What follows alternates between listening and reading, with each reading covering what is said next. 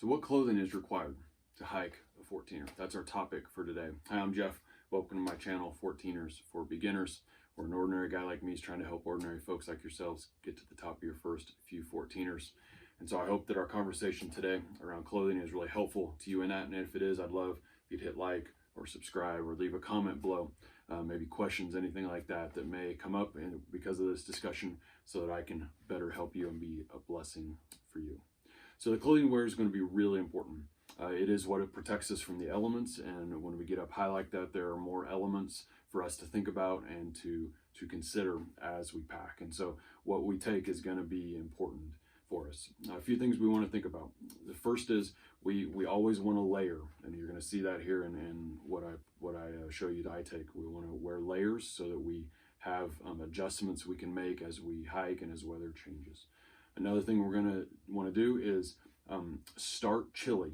When you first start there around sunrise, odds are it's the coldest time of the day, and odds are you're going to feel a little colder getting out of the vehicle. That's okay, feel a little cold, and as you get going, if you get a mile or so in, then you can make some adjustments, but start chilly because you're going to warm up.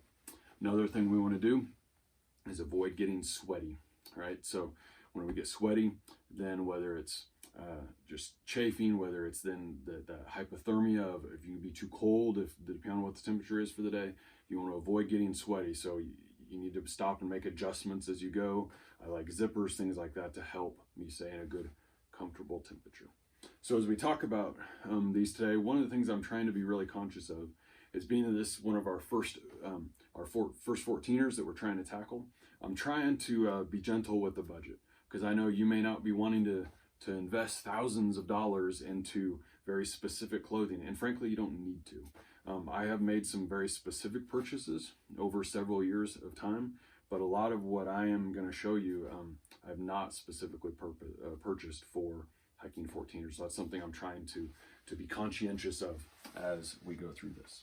We're going to start at our feet and we'll work our way up. I'm not going to talk about shoes and boots because I have a whole video on that. And so clearly you'll be wanting to hike in shoes and boots, but we'll worry about that later. What I do want us to think about in this video is the socks we wear. We're going to want good socks to help us with warmth, but also blisters, to make sure that whatever shoes we're wearing don't rub blisters. And so synthetics and wools are really good. You can get different thicknesses depending on how hot your feet tend to run and the temperature you're going to be hiking in.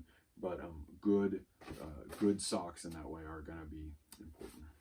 In terms of your pants, I generally do not wear base layers either on my pants or my top.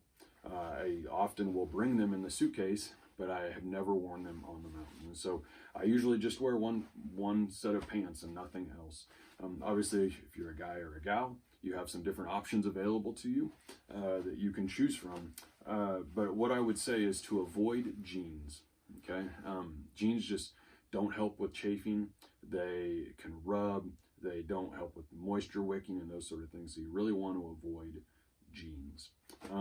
I have invested in hiking pants, and I found them to be one of my favorite investments I've had. I just think they're really comfortable to wear all the time, but particularly for hiking. The pants I have found best are these are called convertible pants because they have a zipper here in the thigh. And so I can start in long pants, and as the day goes, if I get hot, I can zip off the bottoms and they turn into shorts, and these don't take up much space. I just stick them into my bag and move on. And so that may be something you want to kind of put an asterisk beside as you're planning, and ask yourself, do I want to make that investment in real hiking pants, or do you want to find some other alternative? And that's fine. Again, I just caution you against the chafing and against jeans. As we go to the upper body, a lot's going to be happening here with our upper body, and the layering is going to really come into effect with this. And I want to emphasize, this is what I take with me. It's not what I necessarily wear. One of the things that I think about when I pack is if the unthinkable happens, if something really unfortunate happens and I have to spend the night on the mountain, what would I need? Okay, that's never happened to me. I don't expect it to happen, but if it does happen, I want to be prepared. And so I do maybe overpack a little, but I have that in mind as I do it. And again, I'm these things are all going to be on me, like in terms of in my pack, or I'm going to wear them, but I may not be all wearing them at the same time. Okay, so I in my upper body have 5 layers that I wear.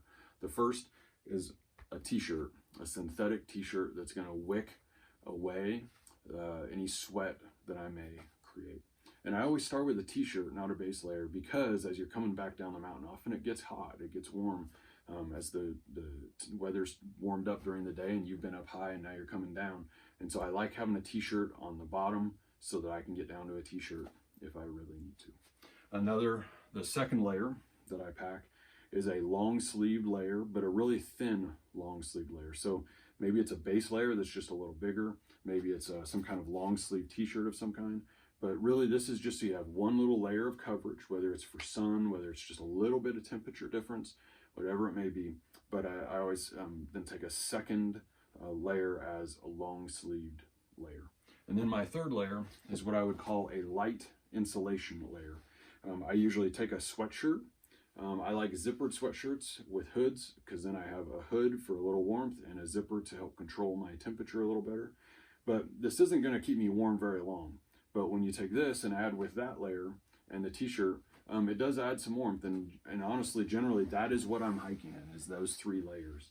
And so this is a thinner sweatshirt kind of layer, a little bit of insulation. That's my third layer. My fourth layer is truly my insulation layer. It is the layer that if I were to get cold, this is what's going to keep me warm. And so whether it's a fleece, whether you want to take a puffy jacket, not a puffy coat, you don't need a winter coat, but a puffy jacket, like a 40, 45 degree puffy jacket, you know, just something that's going to give you that kind of next layer of insulation and warmth that if you put it on as your 4th layer now, you're going to be warm. You're going to be okay. If it's really chilly the first thing in the morning, or you know, like I said, the unfortunate happens and you have to stay out there longer than you expected. My 5th layer then is my outer shell, my protective outer shell layer. And really this is protecting you from 2 things, rain and wind. And you know, depending on the forecast, if there was no rain in the forecast, you could take just a wind shell, or you know, and so not have both. I go the opposite route where I take a raincoat and I don't take a wind coat. And I know they don't breathe quite as well and some of those things, but it works better for me. One less thing, this wads up real nice and small in my pack, and I know I have rain protection if I need it. And if the wind comes up, I can slip it on as maybe layer 2 or layer 3 or whatever it may be, and it's going to protect me from the wind as well. So those are my 5 layers: t-shirt, long sleeve, very light layer, long sleeved light insulation, long sleeve, a little heavier insulation, and my outer protective shell. Come to gloves. One thing I do carry is I carry 2 pairs of gloves. These are what we call cold weather gloves, but they're not like ski gloves. They're just, you know, it's 40 degrees out and your hands are cold and you want a little something to like get to work. That's the kind of gloves these are, but I take those with me so I keep them a little warmth in my hands. And then I take a pair of work gloves with me. And the reason why I do that is at some of the mountains when you get to the top, and specifically thinking of like Bierstadt, Evans, some of those, there can be kind of boulders where you're on all fours climbing over them. And these help protect your hands so that you don't tear your hands up. Or sometimes those rocks can be cold, and this will help give a little bit of temperature insulation between you and that rock. And so I always take 2 pairs of gloves. I take a neck gaiter. This is primarily for sun protection. Obviously it would offer a little bit of temperature, you know, insulation of keeping things warm if that were needed, but really this is all about sun and keeping it off my neck. I can pull it up over my head if I need to.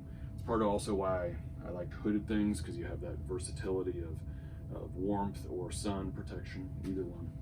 I take a baseball cap to keep the sun off my face if I need that, and then I also take a stocking cap in case it truly gets cold. I could put this on and put a hood or 2 over it, and it would keep me pretty warm. And so again, I'm thinking layers, I'm thinking synthetic, I'm thinking how to protect myself in a variety of temperatures as the temperatures vary throughout the day. So if you have any questions, please let me know in the comments below. I hope this is helpful. I hope this has helped you to really sort through maybe what it is you need to take or don't need to take, and help you kind of organize yourself in that way. So hope I get to see you at the top. God bless.